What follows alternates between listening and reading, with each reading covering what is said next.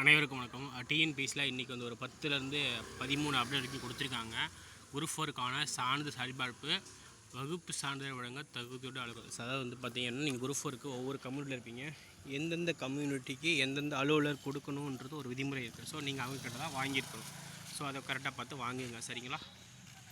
அதேமாரி வந்து கவுன்சிலிங் வந்து பார்த்திங்கன்னா, மாற்றுத்திறனாளி தேர்வர்கள், மாற்றுத்திறனாளி அடையாள அட்டை மற்றும் உதவிகள் பதிவு புத்தகம் ஆகியவற்றை கணினி வழித்திரை சான்றிதழ் சரிபார்ப்பிற்கு பதிவேற்றம் செய்தால் ஏற்றுக்கொள்ளப்படுமான்னு கேட்குறாங்க.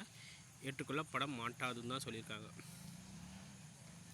எந்த ஃபார்மில் நீங்கள் கொடுக்கணுமோ அதில் தான் கொடுக்கணும்னு சொல்லியிருக்காங்க. 3வது அப்டேட் வந்து பார்த்திங்கன்னா, தாயார் பெயரை குறிப்பிட்டு பெறப்பட்ட வகுப்பு சான்றிதழ் ஏற்றுக்கொள்ளுங்கன்னா ஏற்றுக்கொள்கிறோம் அப்படின்னு சொல்கிறாங்க. ஒன் டைம் ரெஜிஸ்ட்ரேஷனில் சந்தேகம் இருந்துச்சுன்னா help desk TNPSC exams.in so அந்த இதுக்கு அனுப்பலான்ற மாதிரியும் சொல்கிறாங்க, சரிங்களா? அதுக்கப்புறம் வந்து பார்த்திங்கன்னா 6th ஃபேஸ் கவுன்சிலிங் வந்து பார்த்திங்கன்னா இன்றைக்கி நடந்துச்சு. என்னென்ன வேக்கன்சி இருக்கிறதையும் சொல்லியிருக்கிறதாகவும் சொல்லியிருக்காங்க. பட்டயம் மற்றும் தொழிற்பயிற்சி நிலை ஒருங்கிணைந்த தொழில்நுட்ப பணிகள் தேர்வுக்காக. அடுத்து வந்து பார்த்திங்க அப்படின்னா, இதுதான் இங்கிலீஷ் வெர்ஷன். ஒரு ப்ரெஸ் ரிலீஸ் ஒன்று கொடுத்துருக்காங்க, சரிங்களா?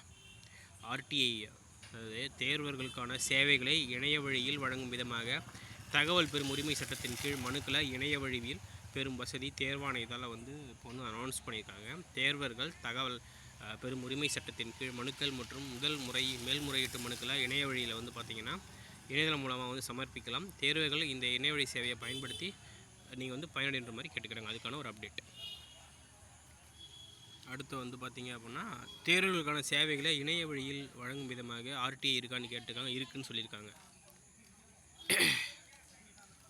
அந்த கூடுதல் அவகாசம் கொடுப்பீங்களான்னு கேட்டிருக்காங்க. கூடுதல் அவகாசம்லாம் கிடையாதுன்னு கேட்டிருக்காங்க, சரிங்களா? இன்னும் 8 days தான் இருக்குது. அதனால் வந்து ஃபாலோ பண்ணுறதா சொல்லியிருக்காங்க, சரிங்களா?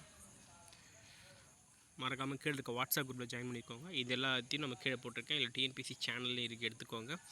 இல்லை ட்விட்டர் பேஜில் இருக்குது, எடுத்துக்கோங்க, சரிங்களா? Fact check.